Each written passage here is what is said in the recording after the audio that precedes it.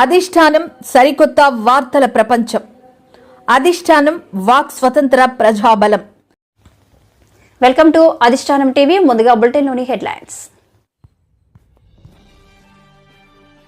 YS Jagan half ticket హిందువా క్రిస్టియనా అంటూ ఆనం వెంకటరమణారెడ్డి ఆగ్రహం.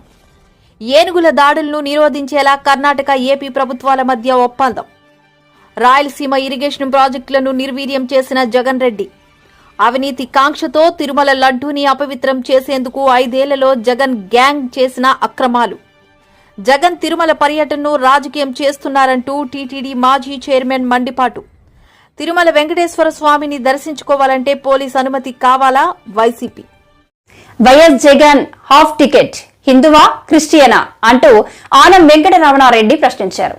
జగన్ ముత్తాత వెంకటరెడ్డి ముఠా నాయకుడని, 100 ఏళ్ల కిందట 1925లో క్రిస్టియన్ గా మారారని, అప్పటి నుంచి వారి కుటుంబం అంతా యేసు ప్రభువునే నమ్ముకున్నారని తెలిపారు. ఒక్కసారి వీళ్ళ సంగతి చూడు ప్రభు అని కూడా ఈరోజు యేసు ప్రభు గారిని ఆ దేవుణ్ణి కోరుకుంటున్నాను. Okay, ladies and gentlemen, as you all know that Jagan Mohan Reddy is going to visit Tirumala and he is walking up the 7 hills. There is one thing that we would like to make it very, very, very clear, that YS family converted to Christianity in the year 1924. Means today it's 100 years since that family has converted. Mr. Y.S. Venkat Reddy is the great-grandfather of Jagan Mohan Reddy. He was the person who converted to Christianity 100 years ago.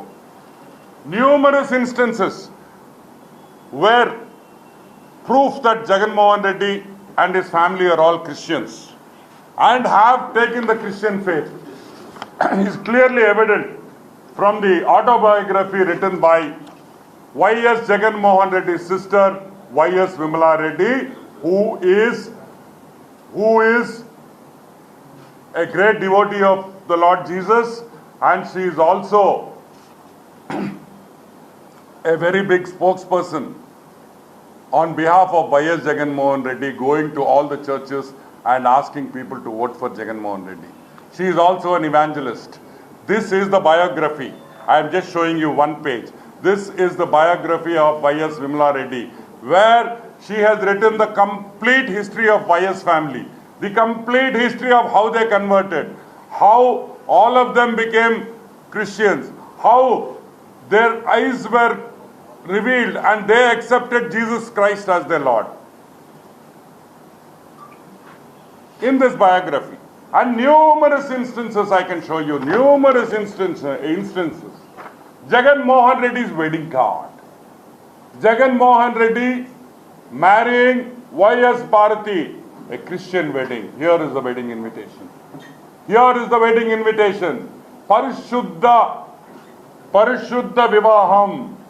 Parishuddha Vivaham is a Christian word. This is the photo of Y.S. Jagan Mohan Reddy's Kumki ఏనుగుల ద్వారా పంట పొలాలను రక్షించేలా, ఏనుగుల దాడులను నిరోధించేలా Karnataka AP ప్రభుత్వాల మధ్య ఒప్పందం కుదిరింది. ఇరు రాష్ట్రాల ప్రభుత్వాలు అటవీ శాఖ అధికారుల మధ్య 6 అంశాలకు సంబంధించిన పత్రాలపై శుక్రవారం సంతకాలు జరిగాయి. ఈ కార్యక్రమంలో మంత్రులు ఏపీ నుంచి డిప్యూటీ సీఎం పవన్ కళ్యాణ్, కర్ణాటక మంత్రి ఈశ్వర్ ఖండ్రే, ఇరు రాష్ట్రాల అధికారులు పాల్గొన్నారు.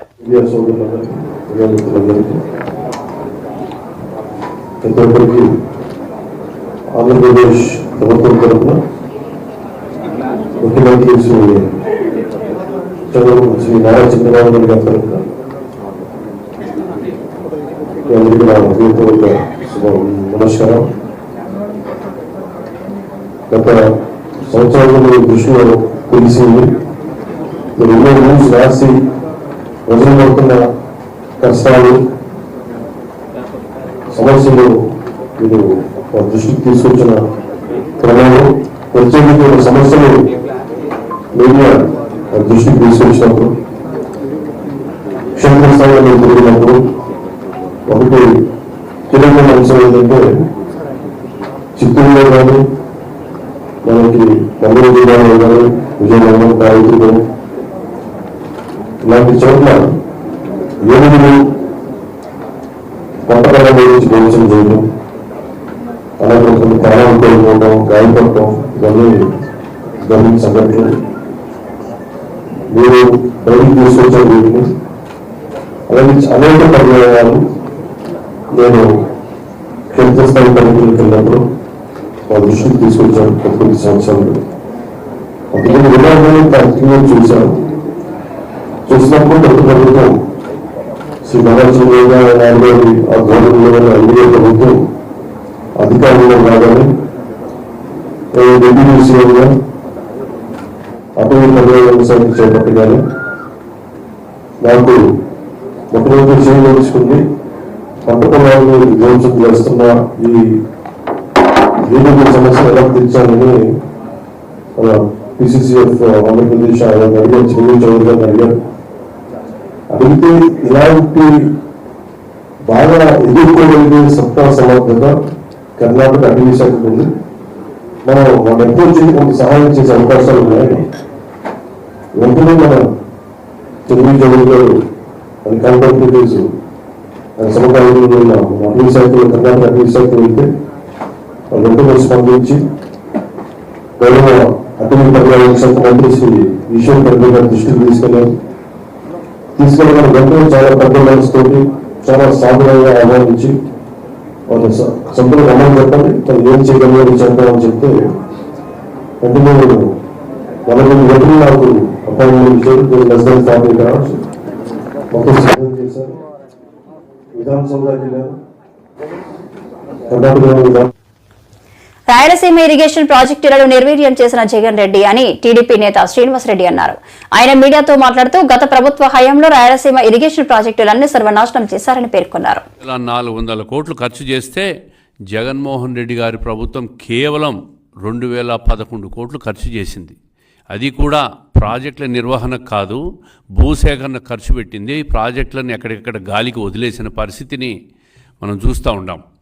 ఇదే విధంగా ఒక్కసారి ఈ ప్రాజెక్టులన్నీ కూడా నిర్వహణ చేతకాక శ్రీశైలం కానీ నాగార్జున సాగర్ ప్రాజెక్టులు కానీ మేజర్ ప్రాజెక్టులైన ఈ ప్రాజెక్టులు చేతకాక కేంద్ర ప్రభుత్వ ఆధీనంలోకి తీసుకుపోయే పరిస్థితి వచ్చింది. రాయలసీమకు ముఖ్యంగా నీటిపారుదల వ్యవస్థలో గత 5 సంవత్సరాల్లో పూర్తిగా రాష్ట్ర ప్రభుత్వం 5 సంవత్సరాల నిర్లక్ష్యం వహించిన మాట పూర్తిగా వాస్తవం.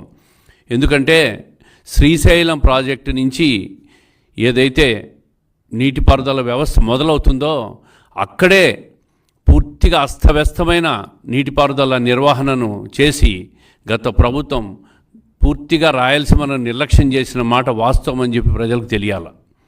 రాయలసీమ అంటాడు, కడప జిల్లా నా సొంతగా ఊరంటాడు. రాయలసీమలోనే నిలిచిపోయిన గాలేరు నగర్ ప్రాజెక్టులు కానీ, హంద్రీనీవా ప్రాజెక్టులు కానీ, మిగిలిపోయిన తెలుగంగ ప్రాజెక్టులలో కానీ ఎక్కడా కూడా ఒక్క రూపాయి కూడా ఖర్చు పెట్టకుండా ఎక్కడ ప్రాజెక్టులు వేసిన గొంగలు అక్కడే నిలిచిపోయిన పరిస్థితిని కూడా మనం చూస్తూ ఉన్నాం. రాయలసీమలో హంద్రీనీవాకు గత ప్రభుత్వం, తెలుగుదేశం ప్రభుత్వం 2014 నుంచి 19 వరకు దాదాపు 4182 కోట్లు ఖర్చు చేస్తే ఈ జగన్మోహన్ రెడ్డి గారి ప్రభుత్వం వచ్చిన తర్వాత కేవలం 515 కోట్లు ఖర్చు పెట్టి 3000 క్యూసెక్కులు పైన నీళ్లు పోవాల్సి ఉన్న కాలువల్లో కనీసం 1500 క్యూసెక్కులు కూడా పోలేని పరిస్థితికి తీసుకొచ్చినాడు.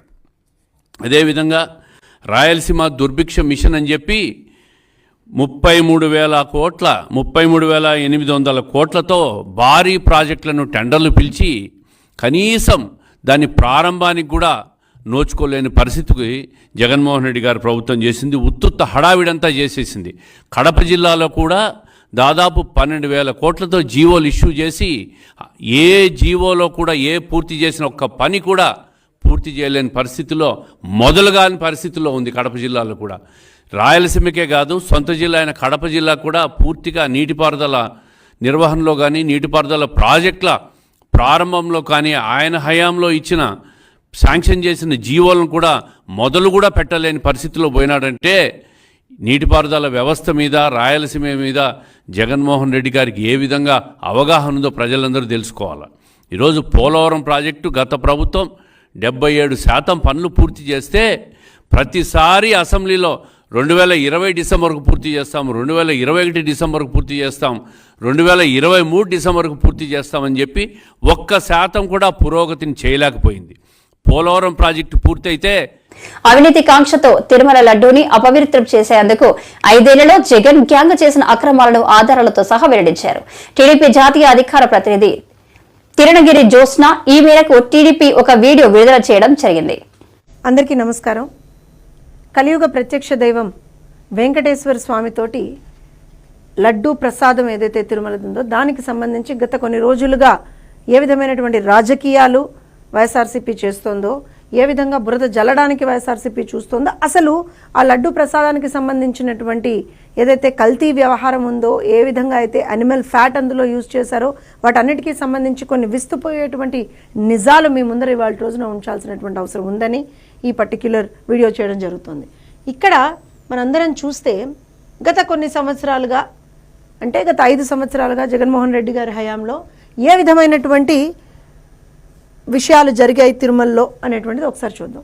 ఇది తిరుమలకి సంబంధించినటువంటి లడ్డూకు సంబంధించినటువంటి ఆ ప్రసాదంలో వాడేటువంటి శ్రేష్టమైనటువంటి ఆవు నెయ్యి ఏదైతే వాడాలో దానికి సంబంధించినటువంటి అండ్ దాంతోపాటుగా కొన్ని మిగతా రా మెటీరియల్స్ కూడా సంబంధించినటువంటి tender documentation, tender eligibility criterias ఏవైతే వాళ్ళు చేంజ్ చేశారో, ఎందుకు చేంజ్ చేశారు, ఎవరు చేంజ్ చేశారో అవన్నీ తర్వాత మాట్లాడుకున్నా. అసలు వాళ్ళు ఏం చేశారు, ఎక్కడ చేంజ్ చేశారు, ఇది 2019 డిసెంబర్ 12వ తేదీన టీటీడీ బోర్డు ఒక రెజల్యూషన్ పాస్ చేసింది. ఏంటయ్యా అంటే ఇవి బేసిక్ కండిషన్స్, వీటితో పాటుగా వీటి వల్ల చాలామంది టెండర్లో పార్టిసిపేట్ చేయట్లేదు, అందుకని కొన్ని టెండర్ మోడిఫికేషన్స్ మేము సజెస్ట్ చేస్తాము అని చెప్పి దానికి సంబంధించి ఒక ఎక్స్పర్ట్ కమిటీని కూడా వాళ్ళు ఆ రోజున వేయడం జరిగింది. ఆ ఎక్స్పర్ట్ కమిటీ కొన్ని recommendations, expert committee, TTD board ఇవన్నీ కలిపి కొన్ని రికమెండేషన్స్ తీసుకొచ్చారు.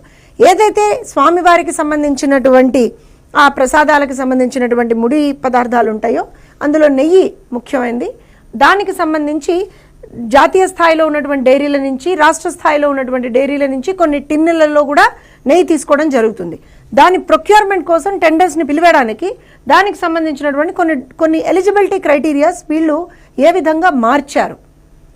ముఖ్యంగా cow ghee special grade with Agmark through tankers, national wide diaries అంటే జాతీయ స్థాయిలో ఉన్నటువంటి డైరీలు ఏవైతే ఆ టెండర్ బిడ్డింగ్లో పార్టిసిపేట్ చేయాలి అంటే అప్పటి వరకు ఉన్న కండిషన్స్ ఏంటి, కండిషన్ నెంబర్ 18 ప్రకారంగా 3 సంవత్సరాలు మినిమం 3 సంవత్సరాలు వాళ్ళు ఇదే ఫీల్డ్లో పనిచేస్తూ ఉండాలి.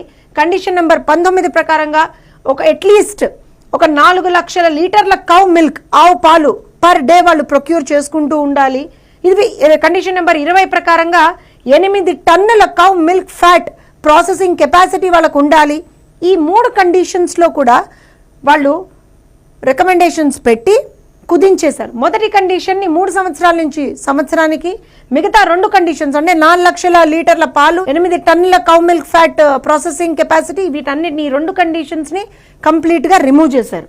అలానే కండిషన్ నెంబర్ 21 ప్రకారంగా ఒకవేళ కనుక ఆ విధమైనటువంటి ఏదైనా ఫర్మ్ అందులో టెండర్లో పార్టిసిపేట్ చేయాలి అనుకుంటే అట్లీస్ట్ ఒక 12 టన్నుల cow milk fat equivalent per డేని వాళ్ళు ప్రొక్యూర్ చేసుకునేటువంటి ఒక పరిస్థితి వాళ్ళకు ఉండాలి అనేటువంటి కండిషన్ ఉంది. దాన్ని కూడా 8 టన్నులకు కుదించారు. అన్నిటికన్నా ముఖ్యంగా కండిషన్ నెంబర్ 72లో 250 కోట్ల మినిమం టర్నోవర్, యాన్యువల్ టర్నోవర్ ఉండాల్సింది. ఆలయాలకు ఎవరు వచ్చినా సదరు స్వాగతం పలుకుతుంది హిందూ ధర్మం. అలాంటిది 5 ఏళ్లు స్వామివారికి పట్టు వస్త్రాలు సమర్పించిన నేతను అడ్డుకోవాలని చూస్తారా? జగన్ తిరుమల పర్యటనను రాజకీయం చేస్తున్నారంటూ మండిపడ్డారు. టీడీపీ మాజీ చైర్మన్ భూమన కరుణాకర్ రెడ్డి ఈ మేరకు ఆయన ఈ రోజు మీడియా సమావేశంలో మాట్లాడారు. శాసన మండలి సభ్యులని, మంత్రులను, మాజీ మంత్రులను వీళ్ళనందరినీ కూడా హౌస్ అరెస్టులు కూడా చేయటం జరిగింది. చంద్రబాబు గారి ప్రభుత్వానికి జగన్మోహన్ రెడ్డి గారిని చూస్తే ఎంత భయమో దీన్ని బట్టి చూస్తే అర్థమవుతుంది. జగన్మోహన్ రెడ్డి గారు నిన్న మా పార్టీ ప్రకటన కూడా ఇచ్చింది. భగవంతుణ్ణి దర్శించుకొని ఏ ఆర్భాటాలు లేకుండా తిరిగి వెళతారు, ప్రార్థనలు చేసి పూజలు చేసేనని. మేమెక్కడా మరొక రకంగా తద్విరుద్ధంగా ప్రవర్తిస్తామని లేదా మా పార్టీ క్యాడర్నందరినీ కూడా గుమికూడమని అధికారికంగానో గ్రూపుల ద్వారానో మౌఖికంగానో చెప్పటం కానీ ఎక్కడా చెయ్యల. కానీ మాకు ఇచ్చినటువంటి నోటీసులలో మీరు 10,000 మందిని సమీకరిస్తున్నారు, సమీకరించటం శాంతి భద్రతలకు విఘ్నం కనుక ఎట్టి పరిస్థితుల్లోనూ మిమ్మల్ని కట్టడి చేస్తున్నాము. ర్యాలీలు, బహిరంగ సమావేశాలు మీకు భయం కాబట్టి మీరు నిషేధించుకోండి. కానీ స్వామివారి దర్శనానికి ఒక పూర్వ ముఖ్యమంత్రి వస్తూ ఉంటే, స్వామివారి పట్ల అనన్య భక్తి విశ్వాసాలు కలిగినటువంటి ఒక పూర్వ ముఖ్యమంత్రి స్వామివారి పట్ల భక్తిని చాటుకోవటానికి వస్తూ ఉంటే భయపడిపోయినటువంటి ప్రభుత్వం చేస్తున్నటువంటి నిర్వాకం ఇది. హైందవ సంఘాన్ని హింస పెడుతున్నటువంటి కలుషాత్ములు, కళంకితులు ఈ రోజున జగన్మోహన్ రెడ్డి గారి మీద అత్యంత దారుణంగా, హేయంగా, నీచాతి నీచంగా ఆయన మీద దాడికి దిగితే, ఆయన డిక్లరేషన్ ఇచ్చి దైవదర్శనానికి వెళ్ళాలి అని సూడో భగవంతుని పట్ల అంతంత మాత్రమే నమ్మకం ఉన్నటువంటి సూడో మనుషులు జగన్మోహన్ రెడ్డి గారిని కట్టడి తిరుమల వెంకటేశ్వర స్వామిని దర్శించుకోవాలంటే పోలీసు అనుమతి కావాలా అని వైసీపీ నేత అంబటి రాంబాబు ప్రశ్నించారు. వైసీపీ నేతకు ఎందుకు నోటీసులు పంపుతున్నారని నిలదీశారు. జగన్ తిరుమల టూర్ ని ప్రభుత్వం రాజకీయం చేస్తుంది. సందర్భంలో పురస్కరించుకొని రాష్ట్రంలో ఒక విచిత్రమైన పరిస్థితులను ఈ ప్రభుత్వం క్రియేట్ చేసేటటువంటి దీనస్థితికి దిగజారిపోయింది. ఒక మాజీ ముఖ్యమంత్రి దైవదర్శనానికి వెళ్తున్నారని ప్రకటించిన తర్వాత రాష్ట్ర వ్యాప్తంగా ప్రకంపనలు సృష్టించాలనేటువంటి ఒక దురుద్దేశంతో అనేక రకాలైనటువంటి విషపూరితమైన ప్రచారాలు చేయడంతో పాటు అశాంతిని క్రియేట్ చేయాలనేటువంటి ఒక దుర్బుద్ధితో ఇవాళ రాష్ట్ర ప్రభుత్వమే పనిచేయటం, ఆ రాష్ట్ర ప్రభుత్వంలో ఉన్నటువంటి 3 పార్టీలు కూటమి ఇదే విధంగా ప్రవర్తన చేయడం చాలా దురదృష్టకరం. తిరుమలలో జనసేన వారు అసలు మాజీ ముఖ్యమంత్రి ఎలా వస్తాడు, ఎలా దర్శనం చేసుకుంటాడు చూస్తామనేటువంటి మాట. భారతీయ జనతా పార్టీకి సంబంధించిన వారు హైదరాబాద్ నుంచి కూడా వచ్చి ఇక్కడే కూర్చొని జగన్మోహన్ రెడ్డి గారిని మేము అడ్డుకుంటాం, కొండ మీదకి ఎలా వెళ్తాడు అనేటువంటి మాట. తెలుగుదేశం మాట కూడా ఇదే మాట, అక్కడ ఉన్నటువంటి నాయకులు. ఇక చూస్తే పోలీసు వారు ఏంటంటే, జనరల్గా నేను ఎప్పుడూ ఇంత విచిత్రమైనటువంటి పరిస్థితిని నేను తిరుమలలో చూడలా, రాష్ట్ర వ్యాప్తంగా కూడా చూడలా.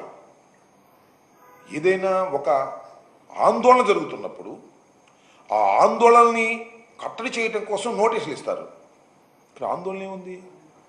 జగన్మోహన్ రెడ్డి గారు దైవ దర్శనానికి వెళ్తున్నాడు, ఆయన కూడా ఒక 6-7 కలిసి వెళ్తున్నారు. It is an official announcement. మీరందరూ రావడానికి వీల్లేదని ఎక్కడో రాయలసీమలో ఉన్న వారికి నోటీసులు ఇచ్చే కార్యక్రమం చేస్తున్నారు. మా ఎంపీ జనరల్గా ఉంటారు, తిరుమల ఎంపీ గురుమూర్తి గారు వైఎస్ఆర్ కాంగ్రెస్ పార్టీ నుంచి గెలుపొందినటువంటి వ్యక్తి. ఆయన జగన్మోహన్ రెడ్డి గారు వచ్చినప్పుడు పార్టీ అధ్యక్షుడు కాబట్టి ఆయన కూడా అకంపెనీ అవ్వచ్చు. ఆయనకు నోటీస్ ఇచ్చారు, నువ్వు రావడానికి వీల్లేదు, జగన్మోహన్ రెడ్డి గారు వస్తున్న సందర్భంలో మీరెవరు కూడా కనబడడానికి వీల్లేదు అనేటువంటి మాట ఆయన చెప్తారు. దీనిలో చిత్రం ఏంటంటే, ఈ నోటీస్ చదువుతాను, పోలీస్ నోటీసు. 27/9/24 తేదీన మాజీ ముఖ్యమంత్రి వర్యులు వైఎస్ జగన్మోహన్ రెడ్డి గారు తిరుమల తిరుపతి సందర్శన ఉన్నందున సదరు కార్యక్రమానికి అనుమతి లేదని మీ ఆధ్వర్యంలో కార్యకర్తలతో మరియు మీ సొంత వాహనాలతో బయలుదేరి తిరుపతికి చేరుకుని వారు నిర్వహించే కార్యక్రమంలో పాల్గొంటారని సమాచారం. ఇది మాకు సంబంధించినటువంటి ఒక లెటర్కి ఇచ్చినటువంటిది. ఏంటి, మాజీ ముఖ్యమంత్రి వర్యులు వైఎస్ జగన్మోహన్ రెడ్డి గారు తిరుమల తిరుపతి సందర్శన ఉన్నందున సదరు కార్యక్రమానికి అనుమతి లేదంట. ఇది ఎక్కడ కూడా అండి, నాకు అర్థం కాలేదు. శ్రీ శ్రీ శ్రీ శ్రీ శ్రీ వెంకటేశ్వర స్వామిని మాజీ ముఖ్యమంత్రి గారు సందర్శించడానికి ఎవరి అనుమతి కావాలి? పోలీసు వారి అనుమతి కావాలా?